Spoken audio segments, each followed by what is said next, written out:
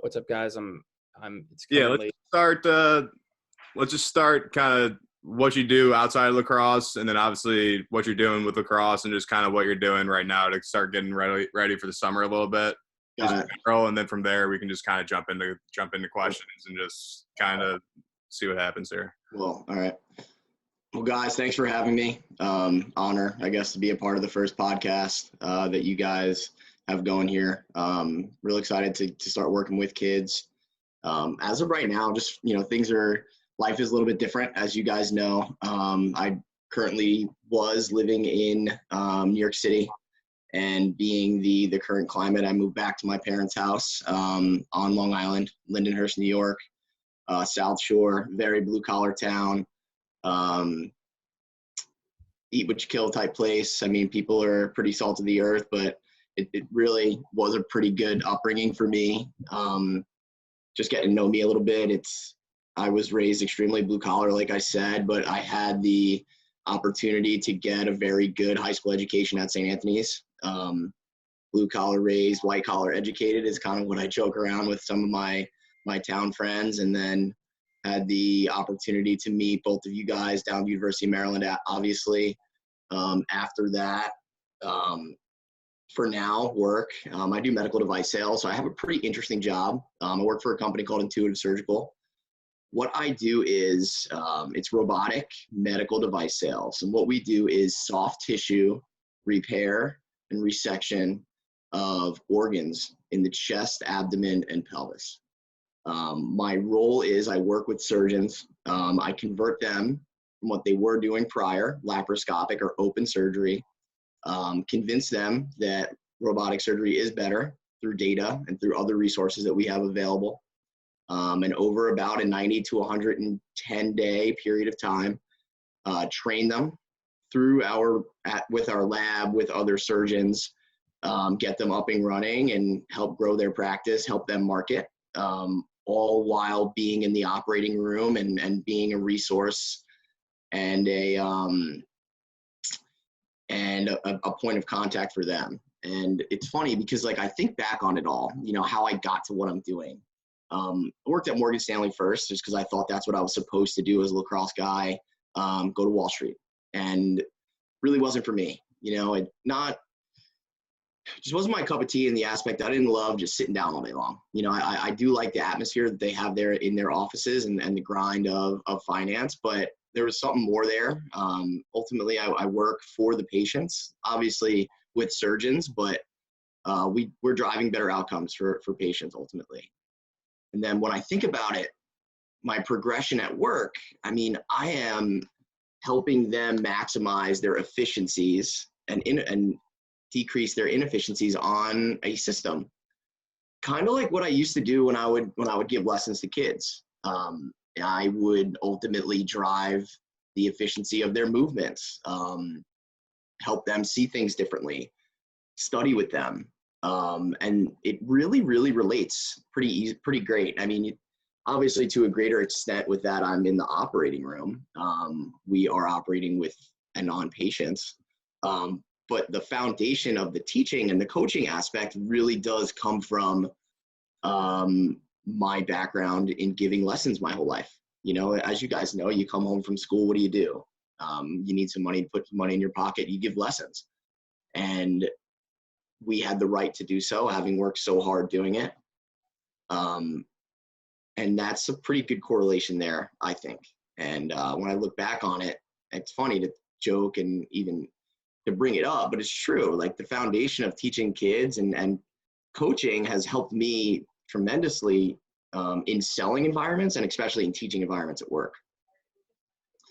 Then where does lacrosse tie into the whole thing? So my job is different. I'm up at 5, I'm in the OR at 7. After that, my days are pretty planned and organized, but around 3-4 o'clock, if I'm still with customers by 5 or 6, my day is done for the most part. That we have some long nights, and then where does lacrosse fit in that? Yeah.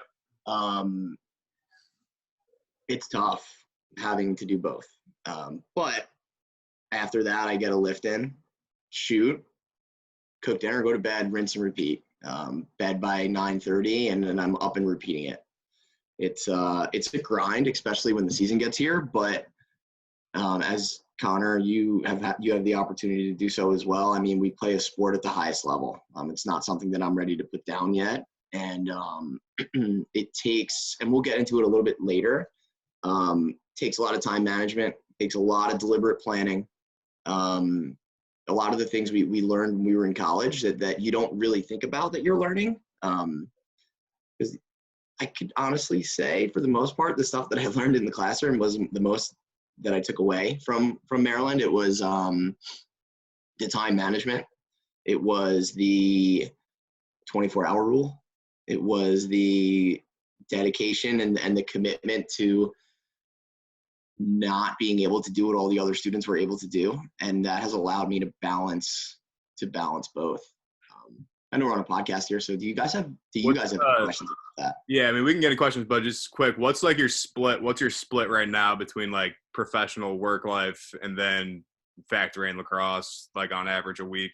So it depends on how close you are to the season, or it's tough because my job and lacrosse are both a lifestyle. So I couldn't say that I put like a 50-50 split or a 50-40 split, because I don't. I even them, they're pretty even at the moment, because I am very focused on my diet, very focused on sleep. Sleep is the most important thing. Focused on lifting weights and staying in shape. Now, how do all those things correlate? I'm on my feet all day long with work. If I'm not in shape, it's tough for me to have the energy to work all day long. If I don't sleep well, the lift that I had and the workout that I did, my muscles probably aren't going to recover from a lacrosse standpoint, but my brain and my energy isn't going to recover from a work standpoint. And then what do I eat? We can get into that if you guys want to. Yeah, for sure. I mean, just based on what you're saying, you're obviously, I know Connor brought it up, like you're really focused on your diet and what you're putting in your body and stuff like that. Yeah. I mean, just kind of going with where the conversation's going, like kind of what's that look like for you, and kind of how'd you get to the diet that you're working with now, and like what are you really focusing on there? Yeah, so I've had the opportunity or the privilege to work out at a gym on Long Island. It's called Acceleration. So from a pretty young age, I've had a good understanding of my body and what I put into it. About 2 years ago, I took a food inflammatory test. And having grown up, my last name is Locascio. My mom makes pasta all the time and chicken parm and pretty carb-heavy things. So they stick to me. So, and what does that mean? If I eat pasta or I eat a hero or a sub, it really looks like, you can tell, like it will stick to my body. So for my diet, as all athletes should do, I focus on high protein, and I use fats more so than carbs to shuttle that protein to my muscles. So what does that mean? What does that look like? Nuts, avocados, fish, saturated fats that my body can use as fuel instead of carbs. So long-winded response to your answer, low carb, moderate fat, high protein is what my diet for the most part looks like. Do you pay attention to like the times that you're putting, like, do you do any like fasting or anything like that? Are you paying time frames or anything like that? Or is it just kind of just the nutrition of the meal itself that you're paying attention to? I tried the fasting thing, and everybody's different. You know, it's not for me. The more research and the more data that I looked at from within it, and having asked, because I work in healthcare, so I have healthcare professionals around me all the time. So having asked them, it's not really for me. So what I do is I just try and drink a ton of water. A gallon a day is what I try and hit, which is a lot, but you can actually get it done if you're meticulous and having the gallon with you in your car or around. But no, I eat breakfast. Like if I'm hungry, I eat a snack.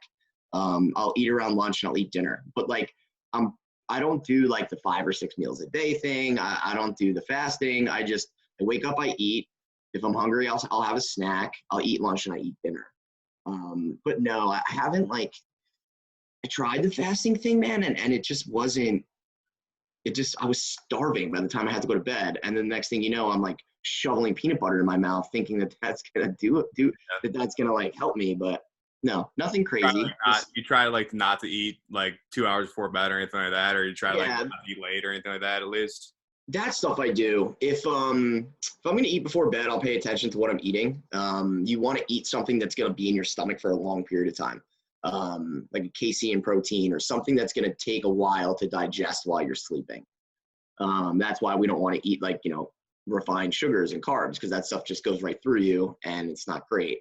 So if I'm going to eat right before bed, it'll be like a cottage cheese or something that's going to be in my stomach for a bit longer. But yeah, probably like around 8 o'clock, because I go to bed at probably 9:30, 9:45.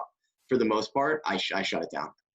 Yeah, I was talking to Charlie today about like just give me some feedback on you and everything. He grew up with you, and he said he was like, the big thing about Joe when I was a kid, he was like, he was the first guy to be like, you shouldn't eat McDonald's, you shouldn't eat this type of food. I guess going off that, when did you start to take your nutrition in your own hands? So that's a really good question. 9th grade, 10th grade was when I really got into it and realizing, at a young age, I kind of realized that, like, I looked at my parents and I looked at the rest of my family and I was like, okay, Joe, like, you're not going to be like a 6'2", like really like big beast of a midfielder. It's not going to happen. So like, what else can you do to maximize your body that I can control? And around 9th grade was when I realized, I was like, okay, like I can't eat like garbage because I need to competitively be better than everybody else. In high school, we played football too. So like with football season and like having to put some weight on for that, I would say around 9th grade was when I really was like, okay, I know I need to educate myself and be diligent in what I eat. That's funny that you talked to Charlie. I like that. You texted him today. So he was kind of thrown off that I was talking to him and you texted him. It was funny. Yeah, Connor, I like that. I was about to ask the exact same thing when he started taking it seriously. Exactly. So yeah, it was good. But that's awesome. I think like what you said, I do the like intermittent fasting a little bit because it makes me feel good in the morning so I could work out powerfully. And like I think everyone's different. They got to find a way. There's a science to everything, but it's a matter of how your body reacts to it. So 100%. But were you, Joe, when you were starting to figure that stuff out and just like looking at yourself in the mirror, like, all right, like I need to figure out like how I can kind of get an edge with this stuff. How did you go about like educating yourself? Did you like find someone to kind of ask and bounce questions off of, or were you just kind of like hitting the internet, or kind of how did you figure out what worked for you? Both. So like I said, there's a gym here on Long Island that I had been working out at since I was in 10th grade. And I would just ask, I was like that annoying little kid that would just ask why for everything. And it wasn't like, or how. It wasn't, I wasn't being defiant. I wasn't being disrespectful, which might have came off like that at times, but like I just wanted to understand more and know why. So I had good trainers growing up that would push me in the right direction. And then I would just use the internet from there and just understand what I was putting in my body. I mean, listen, like I love ice cream. Like I love to eat out. Like I love to do that stuff. I just know that I'll respond negatively if I don't put the right fuel in my body. All right, so we transition into some more standard questions here. I guess to start off, just kind of similar, just kind of go back a little bit. Actually, we're not going to go back a little bit. So if you could only train and like take care of your body, do what you need to do to get ready for the cross, and you only had 4 hours a week, how would you maximize 4 hours a week most efficiently? 4 hours. So I think, and that's all I could do to get ready for lacrosse. Yeah. I would work on shooting on the run over and over and over and over again for 4 hours. Why? Because one, it's one of the more tougher skills that you have. However, if you pass really hard and you shoot really hard, you're gonna be in good shape. I can work on, if you do 30 minutes of just shooting on the run, say you're doing 40 split dodges. Well, that's 40 sprints that you're doing. That is 40 shots you're taking. That's 40 times you're getting your hands in the right place. that is 40 times that you're working on getting faster. So if I had only 4 hours to train for lacrosse, it would just be, I would just practice split dodging and shooting on the run over and over and over again. Obviously rollbacks and some stuff like that, but it would be all shooting on the run. All lacrosse specific, just getting on it. All of it. I mean, you just don't have enough time in 4 hours to really do like weight room stuff. You can control how you can pass and catch. I'd probably throw some wall ball in there. I'd probably split it up if now that like you have me really thinking about it. If I had 4 hours, I would probably do about 5 minutes, an hour of, so call it, 20 minutes of stick work, and then the rest would be shooting and dodging. And if you could go back to say 13 years old, so you can say ninth grade when you start getting more serious about things and just kind of how you know what you know now. What would you tell yourself to do differently? What would you tell yourself to do the same? What do you kind of wish you picked up a little quicker? Just looking back and kind of if you could put yourself in the shoes of a kid that's say 13, 14 years old now, just based on what you know, what would you kind of say to do the same, do differently? I would just it's a great question. I would make sure that you can pass and catch with both hands. My freshman year when I was in high school and my freshman year when I was in college for both, the reason that I even played was because I could be relied upon on the field. So what does that mean? I was able to pass and catch and be trusted. I would make sure that I would pick one or the other. So what I mean by that is I would make sure to have two really, really, really good hands or just stick to one. And why it's interesting to think that way, because in today's game, when I was in ninth grade, we weren't really throwing behind the back passes. We were taking more time to roll and throw. So thinking back on it, I would have probably focused a little bit more on my stick work and my left hand for sure.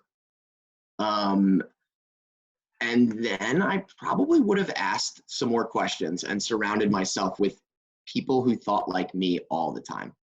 I think that that's definitely a big one, is just to surround yourself with like-minded people that have the same goal as you.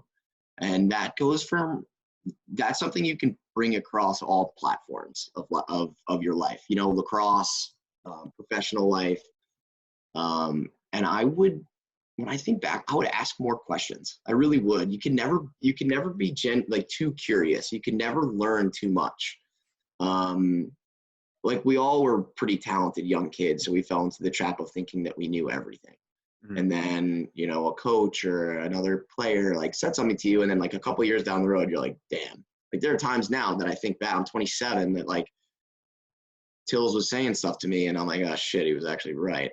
So the ninth grade or the 13-year-old in me, I would ask more questions. I would surround myself with everybody who had the same goal as me. And just make sure I can pass and catch efficiently with both hands. Right, and I will say, so I spoke to Tills actually today about you, and he said, honestly, your competitiveness, work ethic is through the roof. But what he talked about, he's like, you came in as an athletic kid who's the best righty down the alley, can shoot on the run, and even Charlie attested it too, is you developed your left hand so much in college, you became such a great player, and if you did it in 13, it would you would be even better. But like you said, you were such a good player, but you were willing to work on it. And I think that's huge for kids at a young age to realize that. Yeah. The thing is for kids and all that listen to this is you're never good enough, and there's always somebody working. And there's always more that you can do. As of late, and God rest his soul, Kobe Bryant has been a pretty big person that I've been studying as of late. And I wish that I did when I was in college, just to understand what it really took to be really good and then to be great. I was never a great player. I was really good. There's a big difference there because of the willingness to look in the mirror and be like, okay, I need a menu of things. At the end of the day, people are going to be able to stop me from running to my right hand and shooting it. But if I can display the fact that I can do both righty and lefty, add a rollback, add a Z dodge, add a hitch, now I have a real menu and a real arsenal that will make you dangerous. That's what kids need to understand, is that You're never good enough, and there's always somebody who's working. So put your head down and grind. So. I wanted to kind of circle back one thing you said, if you don't mind answering. You kind of mentioned, like, you know, there's shit that Till said, and I would just roll my eyes at it. And now looking back, I'm like, damn, he's right. What kind of sticks out to you that you like kind of look back like a couple years later or whatever, and you're like, damn, like I was wrong, and kind of Tills is right there. Like, what would you say kind of sticks out to you there? Yeah, this is a good one. So the importance of being a really good person. Not that, like, here, let me preface this. The importance of being a really good teammate, one. And then the thing that really stuck out to me the most is you need to have all your off the field stuff taken care of, because it'll carry over to on the field. And what does that mean in life? And what does that mean in lacrosse? Okay. If you're in high school and you got some bad grades, believe it or not, like, things like that will catch up to you. If you're getting in trouble, you're not eating right, you're not sleeping right, that's going to catch up on the field. So that was something that, like, I look back on, that he said, and it really sticks out to me because, you know, if you don't pay your bills on time, or you don't wake up early to get to work, or you're not meticulous in your planning and we call it pre-call planning in sales. If you're not meticulous in your preparation, it's all going to carry over on the field. I think that more so than anything has stuck out to me as I'm growing up. If that answered your question, I hope. Yeah, no, that's good. That's good. And to go off Tills is like, just being a freshman and watching you, like, he tested you so much as a kid. And I think it's huge for kids growing up. Like, every coach deals with a player differently. Yeah. And he tested you to the brink because you could take it, and you're one of those guys. I guess as for you, is like, what did you learn? Were you hard-headed at the moment when he kept testing you, or how did you? Yeah. So let's just think about the time he took me off man up and put you in my spot. Like, that was the time where I was like, okay,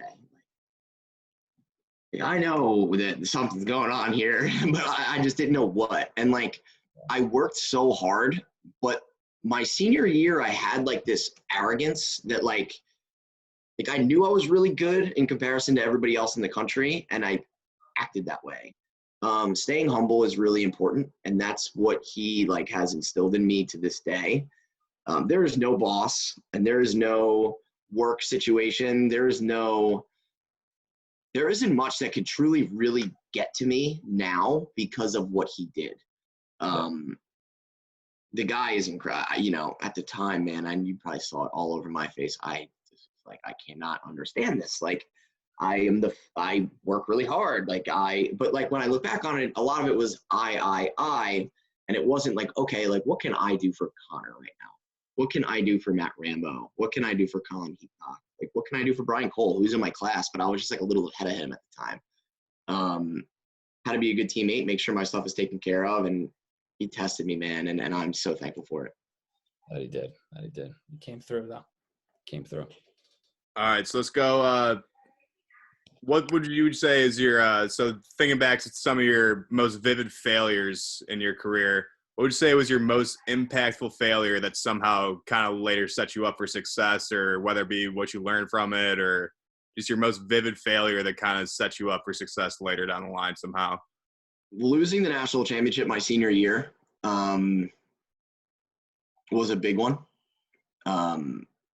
You know, that's why I went to Maryland. I wanted to win a national championship. That's why I feel accountable for the loss. I think I had one assist, like, in the Final Four, but was like 3-2 the game before, 2-4 the game before, the UNC game before that, and then, like, put so much pressure on myself in the Final Four that, and then the national championship, which is the culmination of it, just didn't really show up, you know, and that, like, why? You know, I look back on it all the time. Why?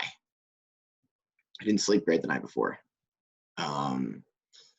I was really concerned about scoring instead of winning.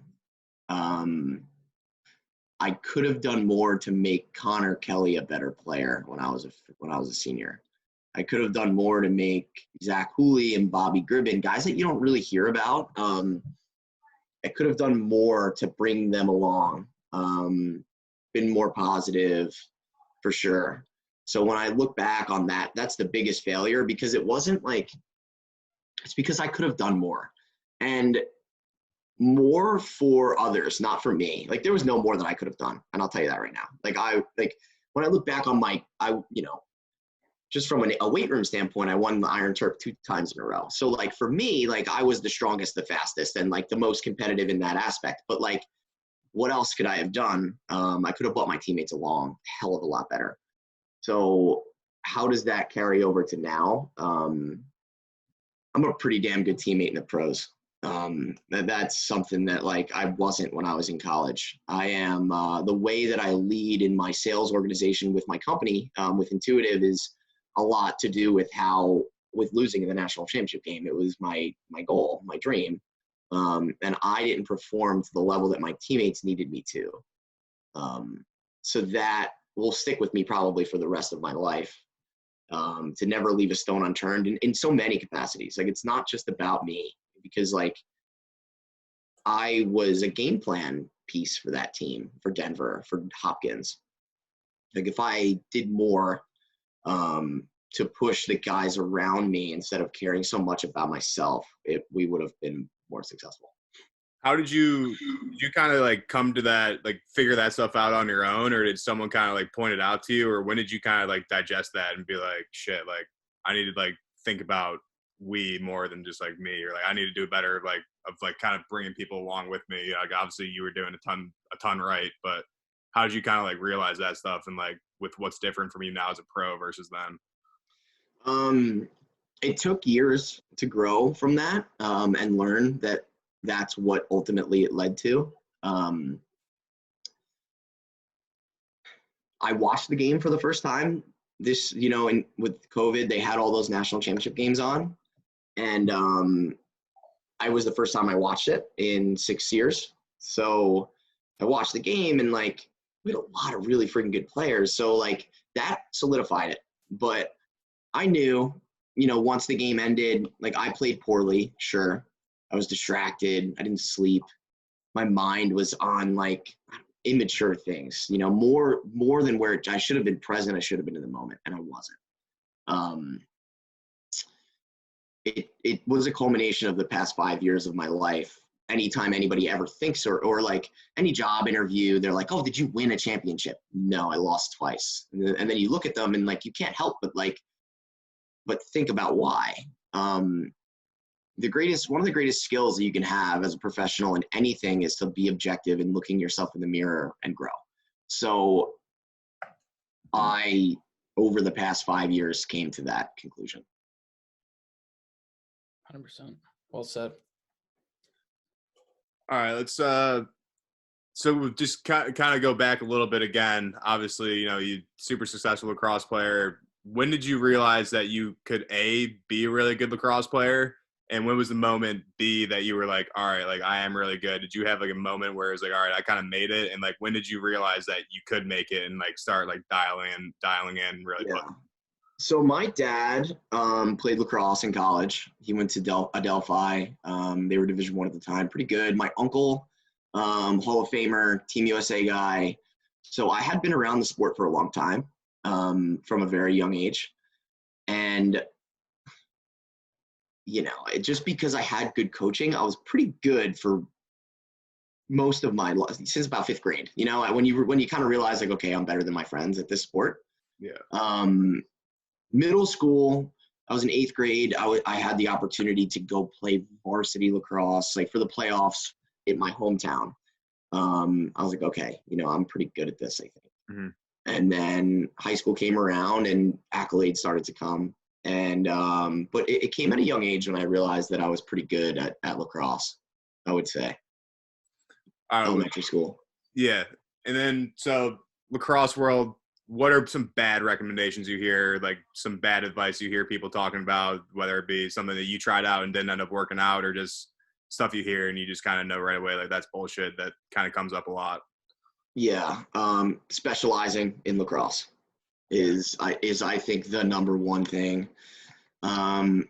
Listen, I get it when you're a junior or a senior and you now want to focus, but like, I'll never forget like what it I'll never forget what it felt like to get hit in football. Like, I'll never forget what it felt like to play defense in basketball or hockey, or I never played soccer, but like I played baseball. I loved it. So like the advice that I have for all young kids is don't just start specializing in lacrosse from a young age. Please don't. Studies out and show that if you specialize in sports, some injuries come because you're only focusing on that one movement. That from the jump, I think, is a big deal. The lessons that you learn and the ways that other sports assimilate into lacrosse is probably the biggest piece of advice that I could give, is just to continue to keep playing other sports. And then, like, you don't really need to start lifting weights until you're a little bit older, until you're in high school. Let your body develop. Some of these kids that are starting to work out and lift weights at a young age, I mean, it's good. Just make sure they're doing it the right way. They need a trainer. They need somebody who knows how to do it. But the specialization, I think, is the big one. No doubt.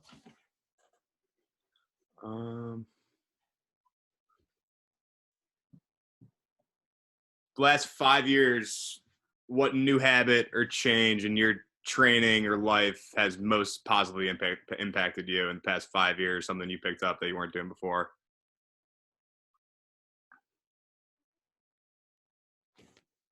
Sleep. Yeah. When I was younger, I was one of those guys that didn't really need it, where I didn't think I did. But that's the big one. And like, I know LeBron James and some of these other guys are really big into it, taking naps and getting their 8 hours. And that is so true. Just because a lot happens in a day, a lot of things are thrown at you and you need to be sharp. But I think sleep is the big one. Just like, and not like it has to be the right sleep. Get to bed at 10, get up at 6, start your day. Going to sleep at 2:00 in the morning and sleeping until 12, almost 1 o'clock in the afternoon. Oh, I got 12 hours of sleep. Oh, that's not right. That's not right way to do it. Get to bed at 10, get up in the morning and start your day. That's the big one that has, that I've learned as I'm getting older.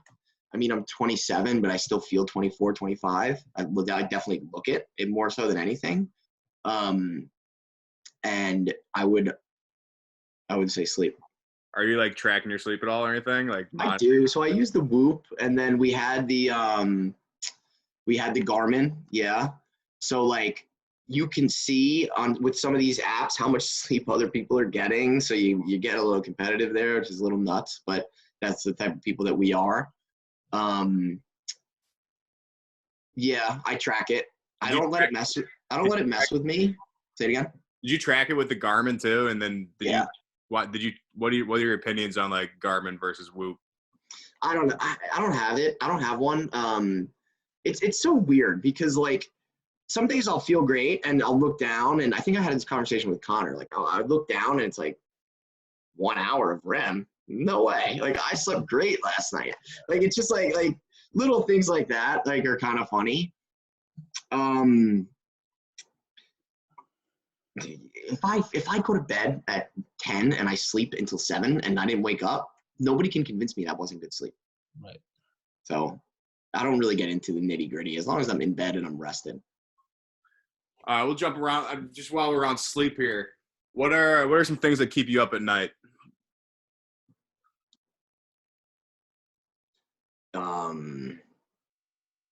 What are some things that keep me up at night? Like if you're kind of restless, can't fall asleep, like what's keeping you up usually? I'm just thinking about it. Did I accomplish all that I wanted to accomplish in my day? Like, could I have done more? Did I waste my time? My biggest pet peeve is wasting time, and like not in the aspect that like wasting time with somebody, but more so like, did I maximize my day? Like, did I do what I can to make sure that I got everything out of the 12 hours that I was awake in that, or, call it the 16 hours that I was awake in that day. Those things keep me up. When I was younger, I wanted to be perfect in like the biggest, best way. I wanted to be the best at everything. I wanted to be perfect. As you get older, you realize that perfection doesn't exist, because if you're perfect, you have nowhere to grow. And that's that. So that would keep me up at night. I don't have anything like in specific. If I got a really big heart. I know it sounds corny. So like if I did something to hurt a friend, if I did something to bother a family member, if I impacted myself negatively in a way, I'll think about that stuff at night. A lot of it is just a lot of growth. You know, did I do what I could to make sure that I got everything out of that day?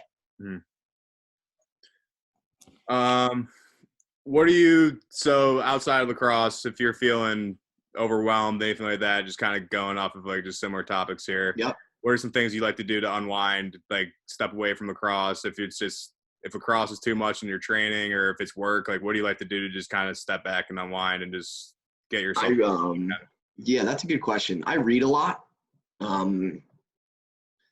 Almost 2 books a month, probably a book and a half a month. So what are you reading?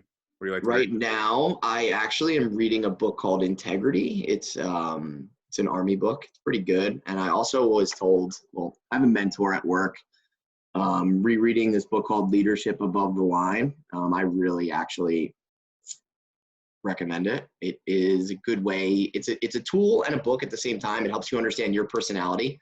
When you're above the line, you know, you're rocking and rolling, everything's going well. And then when you fall below the line, you have these characteristics about you that are negative. For me, I'm a strategist. And what that means is when I fall below the line, I'm judgmental, I'm critical, I'm slanderous. I start ripping people apart in my head and I start judging. When I'm above the line, I'm deliberately planning, I'm strategic, I'm to the point. So that's one book.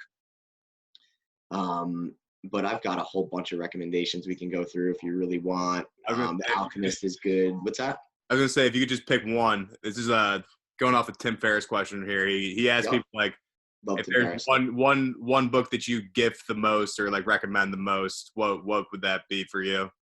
I think it's the Leadership Above the Line, man. Like what I just said, I would recommend that. If you guys haven't picked it up, I would. It's like $20. It just helps you maximize your own personality and yourself. I really do like that book. And then Legacy, the All Blacks book, about, if you guys aren't familiar with that either, the All Blacks are the New Zealand rugby team.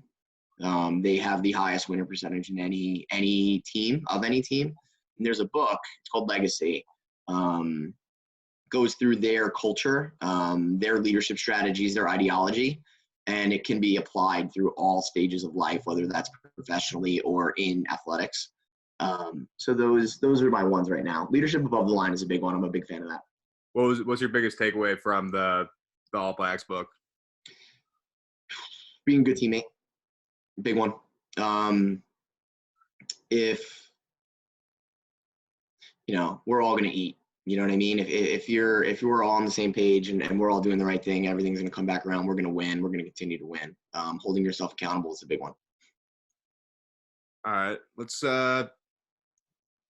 similar extracting value from other medias. What are your favorite social media accounts that you follow and like get the most like beneficial value out of, like whether it be with like nutrition and stuff or just motivational? Like what are your most valuable follows on social media? That's good. That's a really, really good question. I mean, as of late, social media has been very, in my opinion, has been very difficult. With everything that's been going on just in the world.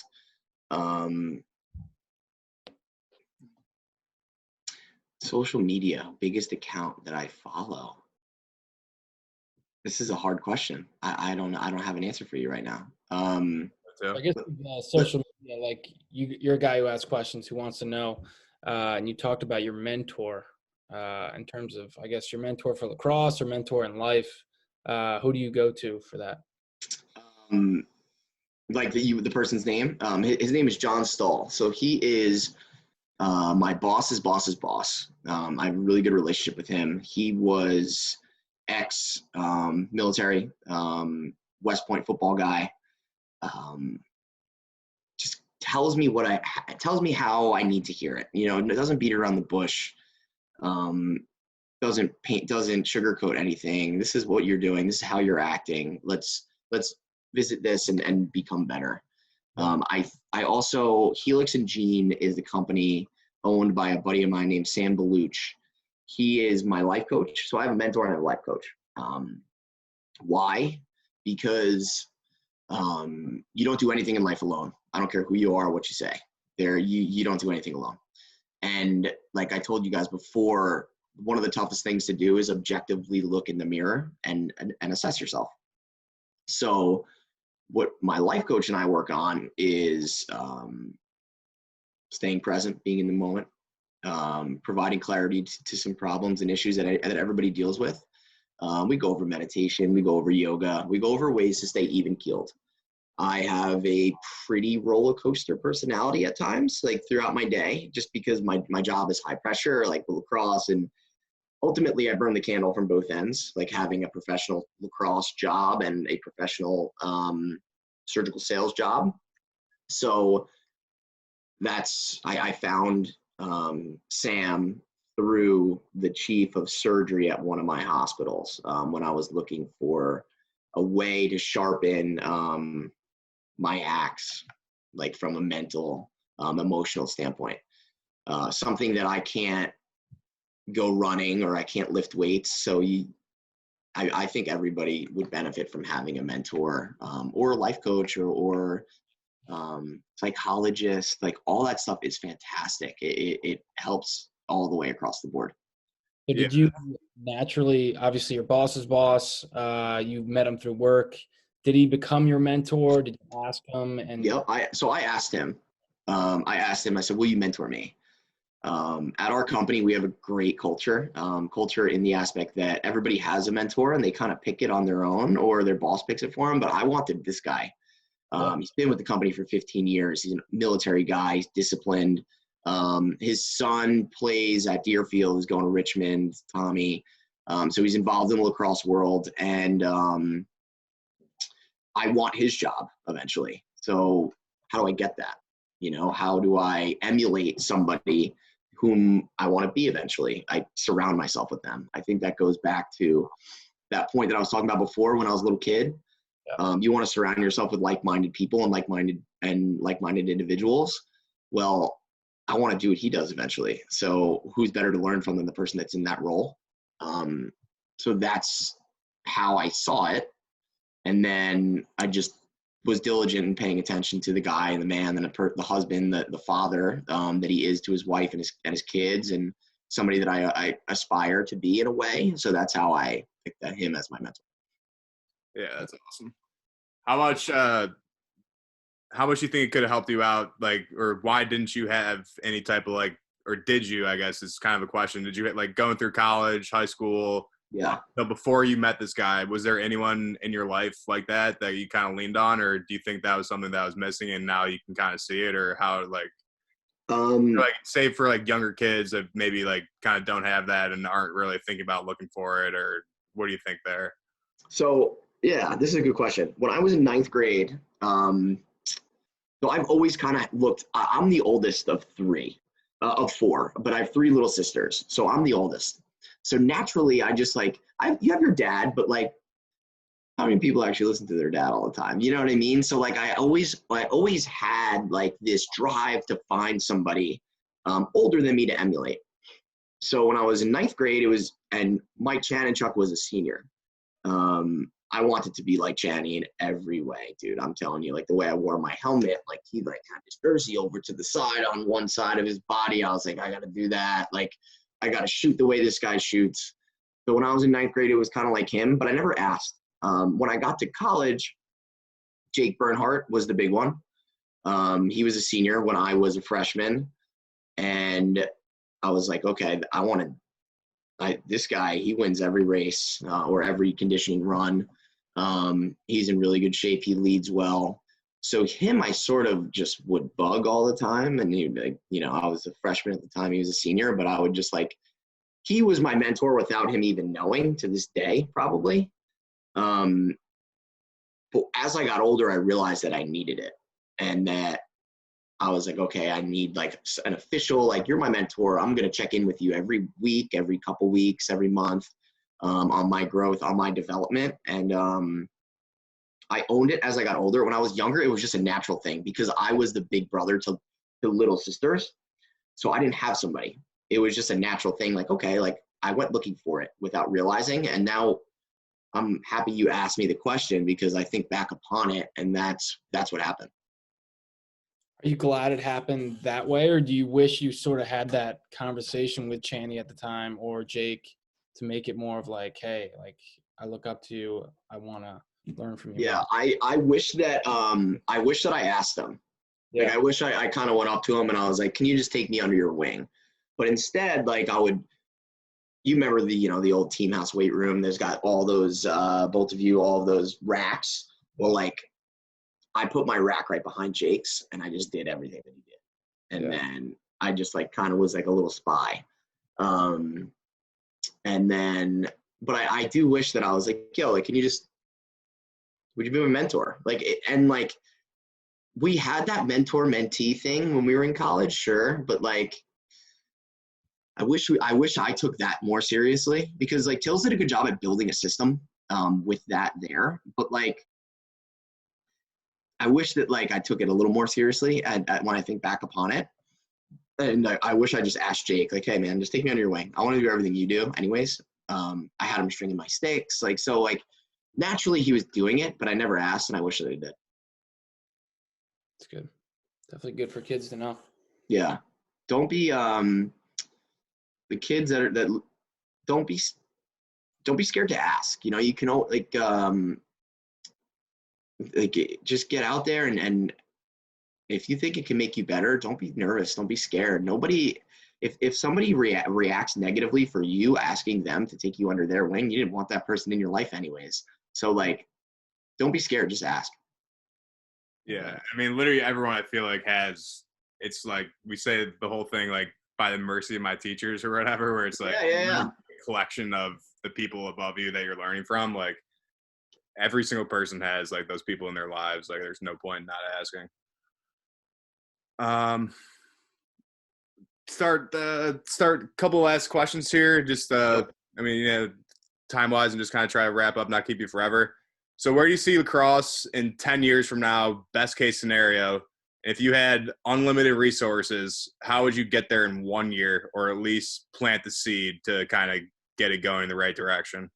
Awesome question. So 10 years, I hope that lacrosse pays the bills for the athletes and the players. I hope that we're not full-time lacrosse players yet. I know that that's what's said, but we're not. And what does that mean? From an income standpoint, we're not. And I hope in 10 years like that, and I think that's where it will be. But like, there needs to be a supplementation of other forms of revenue outside of just the playing of lacrosse. So in 10 years, I hope that, and I think it will be in 10 years. I feel pretty comfortable that our kids will be able to do it without, live in that market. 10 years from now, if I had a, magic wand, call it 20 teams in 20 different markets where they can live there with their families, and it does everything that it needs for them from a financial and like a structural standpoint. If in a year, if I had all the resources, I mean, if I had the money to fund the league and do it that way, I would definitely. I mean, that's what it comes down to. It's does it generate enough revenue through sponsorships, through ticket sales, through advertising and media to get there. So that's where I think the sport will be at that point. Just kind of going off of that, you saying it's obviously not a full-time gig. If you're talking to a little kid and say maybe they don't know if it's going to be a full-time gig for them either, would you say it's still worth it for what you're putting in, what you're doing, or what's your feelings there? Yeah, so good question. There's a YouTube video with Kobe that I suggest everybody. He has like these 12 life rules. One of them is do what you're passionate about. You'll never work a day in your life. So is that realistic? Yeah. Like if a little kid, like, if your dream is to be a pro lacrosse player, like buckle down. It's not going to be easy. No way. Work really hard. And it will come true, because I think by the time that the next generation is up, I have faith in the leadership and the culture of the PLL now, because ultimately that's what it comes down to. I work for a company that we have basically a monopoly on the market. It's like 60 billion market cap, 13,000% growth in 20 years is what I think it is. The reason that, like, through this whole thing, through COVID, through it all, that Intuitive has done so well is because of the leadership and because of the culture that was built so early on. That's the same way I feel about the PLL. One, with the actual legitimate leadership, and then two, with guys like you, both of you, running a podcast like this. The only way that these kids are going to get to where they get to is because of the coaching, is because of this, is because of things like this. To learn from the past generation that have done it, that have grinded, that have built the foundation. So if you're a little kid and your dream is to be a pro lacrosse player, it will come true, and you will be able to feed your family, and you will be able to achieve your dreams because of the foundation that the players now are putting in place. No doubt. Love that. Last couple things, I guess, going off of COVID, biggest positive takeaway that you've taken from the times of COVID, and if applicable, something that you weren't doing before Corona times and shit that you're going to continue to do afterwards. So try silver lining of Corona, something you want to keep doing afterwards that you're picking up. I probably went a good 8 or 9 months, like, without truly talking or like hanging out with my family. Crazy to think about, but like, I was so busy. I lived in the city. I was working, like, I was playing lacrosse. It was really tough for me to just get home. Silver lining from it all is, like, I had to move out of New York City for a little while, just to be safe. And I'm really close with my mom, my dad, my sisters. Like, I built a really strong relationship with them, and it sort of forced me to do that. We eat dinner every night for like 40 nights in a row. I'm going to bring that with me forever. Like, I hope I can rush home from work when I have a family to sit down and eat. There's nothing like doing that. Like, with having the people that care about you the most around you, that have your back, that support you. And that's from a family standpoint, that's one thing for sure. The second piece, it forced me to really build a routine, because there was a lot of time on our hands. It forced me to think about every day, how can I fill it? How can I not stay stagnant? How can I not waste any time? Like I said before, is a pet peeve of mine. So the family thing, for sure. I became really close with my mom, my dad, and my sisters through this whole thing. And then really thinking about a day and how to build something, how to build out a strong day that I can achieve all my goals and accomplish everything and really truly fill it without being stagnant. Those are the, I already said one, but I'll give you two. Anything you're openly experimenting with or kind of want to try to implement into your life in the future, or like you're thinking about adding into your life in the future? Yo, I've been trying this yoga thing forever, and dude, I don't know what it is. I think back when we were in college, we used to go to practice, and then Amelia, our trainer, would make us do yoga, and I would just not do it. Get yelled at by Tills, get yelled at by Amelia, but like, I'm trying. I'm really trying. It's just like, maybe I got too much going on up there. Maybe I sit down and I get more stressed out from doing yoga. I don't know what it is. So I'm trying. I don't think I'm doing it the right way. Have you tried it? Have you tried it in like a studio when it's like hot yoga, like it's hot as shit? Yeah. So I dated a girl once who was very into the yoga, hot yoga stuff, and that was sweaty and painful. So like, I'm working on it. Yoga and meditation are the two that I'm going to try and implement. Meditation is new. That's been as of late. Moving meditation, going for walks, kind of things like that. But meditation and yoga are the two I'm going to try and build into my schedule. This is just kind of off topic too. Do you focus on like flexibility a lot with just like your athletic standpoint? Yeah. So like, A lot of the movements and the lifts that I do force you into positions that you wouldn't go into if you didn't have 200 pounds on your back, or, you know, dumbbells in your hands, or a bar on top of your chest. I stretch for the most part before I go to bed every night. I don't do a full, like, you know, static stretch by any means, but I do touch my toes for 30 seconds. I do a couple, you know, the quads, hip flexors, and I do that before I go to bed. Yeah, so flexibility is something that I've always kind of done. Yeah, it's probably more than most. And then I guess last thing, wrap up, unless you got anything. If you could, this is another shout out Tim Ferriss, piggybacking off of one of his questions. If you could put something on a billboard for billions of people to see, whether it be inside or outside of the lacrosse world, if you could just put a billboard up for everyone to see, what would you put on the billboard? Be the best. Be the best? Be the best. Because I think about that term, and, like, obviously it's near and dear to our hearts. Mm-hmm. But, like, you look at something and it says be the best on it. Like, how could you not want to improve or want to do good, having known that? Think about the current climate that we're in right now. We got a whole bunch of problems in this world. Racism with at the top of it. If I can be the best person, if I can be the best Joe every single day, what does that look like?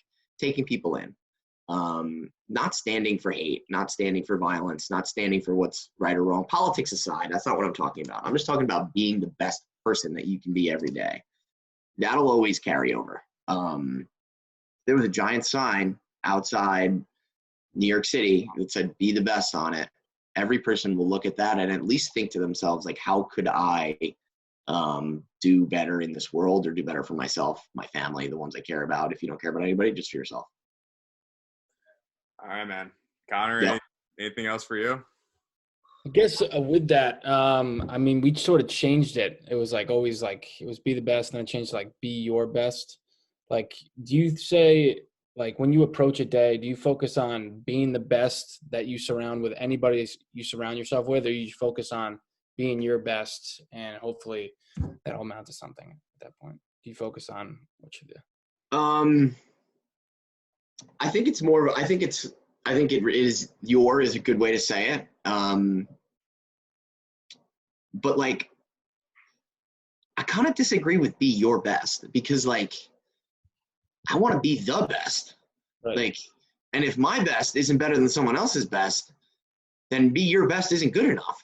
So I want to be the best. Now, what does that mean? I think that it's you have to be your best to be the best. I get that. But I think be the best is I want to be better than everybody around me in everything that I do. And I think that'll push others around me to be better. And I think that'll get me to where I want to get to ultimately. Well, Joe, this was awesome. Yeah.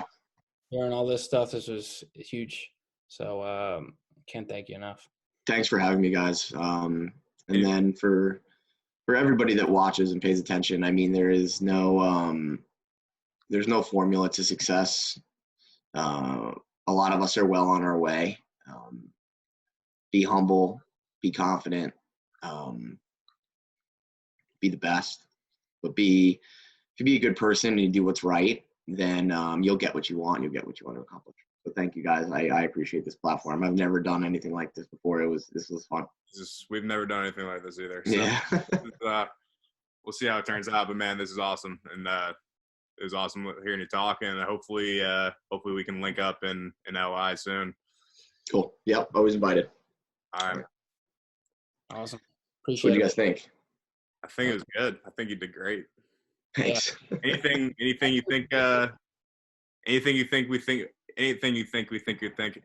we should ask you that we missed possibly? No, you did a great job. I think I mean, we all listen. I don't even listen to music when I work out anymore. I listen to podcasts. One, I suck at getting new music, so I don't feel like listening to the same thing all over and over again. And I struggle with being alone. So I work on how to be alone. And I feel that listening to podcasts and like I'm getting better in some capacity while feeling like I'm with somebody. I don't know. So you guys did a good job at making it conversational. Don't be nervous or scared. Not nervous or scared. You don't have to make it an interview. Like both of you guys chime in too for your next ones. Like give your experiences, Connor and Sam, for sure. Like, because it may be different than mine. And then like, if it's different than me, it will spark like a conversation.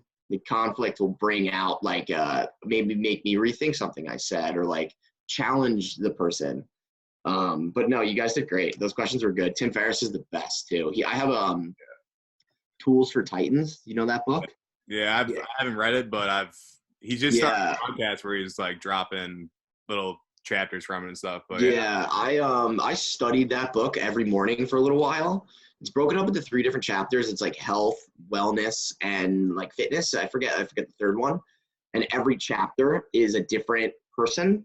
So like you have like Jocko Willemick, you have like, you know, a whole bunch of people. My brain is fried, by the way, 4 o'clock. Jamie Foxx has a chapter. So it's a good book there. I love Tim Ferriss. I think he's fantastic. And then I like Aubrey Marcus as well. Is he an On It guy? On It, yeah. Own the Day is like his book, and it's a chapter. I suggest that one as well. I just like this. I knew the context of the podcast, but no. Aside from that, I thought it was really good. I tried to like not be a hardo, but I got carried away a couple times. That's what we're looking for, though. I mean, our goal kind of is just like not just talk as little as possible, and just like I said, just having guys and girls like you, and just be able to just talk about your experiences and what you feel passionate about, and just like I said, just have something for kids to kind of listen to and try to apply it to their lives if they want to or not. I mean, for me, it was literally just this is like kind of like this whole thing, like with the coaching platform and the podcast. I mean, it's kind of just like what I was kind of searching for, and like looking back, just kind of what I wish I would have had when I was, you know, growing up, going through high school. Had a couple injuries back in my day in high school, missed a couple of lacrosse seasons, and obviously now looking back, just obviously wish I did things a lot differently. And so just trying to give kids a tool to kind of help themselves out, and you know, take what they get from it, and maybe they find something valuable, maybe they don't, but at least give them information to digest. This piece you actually could put, I didn't talk to this, and now I'm thinking about it more. My evolution as a player and a teammate has been so unique in the aspect that, like, I went to St. Anthony's where you wait your turn. You really don't play varsity in 9th grade. We have like, you know, right now they have the #1 recruit in 3 grades. So like, it's just like what is turned over there. And then you get to Maryland, and like, even there you kind of wait your turn. So like, and what does that mean? Like you wait in the shadows, and your time will come eventually, and it does. But then the pros is so unique because like, this will be my 6th pro season. I bet you I could play next year and the year after that, but I was only a 13 All-American in college. I had a good senior year. I think I was like 35-15 or 35-20. It was good. I was a good player, but like, to last in the pros, you have to really look objectively at yourself and be like, okay, like, where do I fit? Like, am I just going to dodge and throw it down the side? That's okay. Like, am I going to just be a sideline, like, good teammate? That's also fine. Like, everybody has their role on a team. It meant so much to me to just win it. You know, I went from, we were #1 in football in New York State. We killed everybody in lacrosse. So, like, to lose in college in the end was just it wasn't commonplace to me. So that's why I was so diligent in like looking at myself, because it was the first time I hadn't won at a certain level. So I was like, okay, what did I do wrong? And it was that being a good teammate piece. Dude, I was quiet, you know, not quiet. Like in the weight room, I didn't talk to anybody. When we ran sprints, I ran alone by myself. If a younger kid messed up, I was not very nice to them. And like, it just like was what it was, because like I thought I was leading by example, but I was just being a dick. And then in the pros, it's like, okay, everybody's so good. You gotta be a good person. You gotta be a good dude, or they're just going to weed you out. So everyone has their role, and it's interesting, like the progression of being a star and then trying to fit in and then being the star again and then just trying to be a part of a team that's going to win. Like what can you do to help the team win? So 100%. Definitely saw that firsthand too, being a freshman. I mean, you took me under your wing 100% when you were a senior. So I can't thank you enough for that. And then obviously in the pros, fucking best teammate. Just like, honestly, it goes full circle that when I was like, wasn't really even playing, you would just be like, hey man, just commit to the process. It's all going to come into the fold. The cream's going to rise to the top. That's what I said to you. Everything's going to happen and you're going to find your spot. And I was like, yeah, you're right. So buckle down. Yeah. It's, you see life through a different lens as we start to get older. The winning, it became like so important to me last year. And like I had an opportunity to get traded to the Archers. There was a week I didn't play, and Stags called me and was like, hey, what do you think about this? And I'm like, dude, no, like you're going to put me back in the lineup eventually. And, we're going to win this thing. I'm not going to abandon my teammates. I'm not going to do that. Like that was, the cream rises to the top if you do the right thing and you put the work in and you have the right attitude, and like, it's a process. Life is so friggin' hard that like, if you expect it to come easy, it's just not going to happen. So that was like the whole microcosm of last year. No doubt. Good point. All right, guys. Yep. Thank you. Let me know if there's anything else that you need from me. I have the recording of this. We just did, that was like almost an hour. So that was good. Thank you. An hour 10 here. Yeah.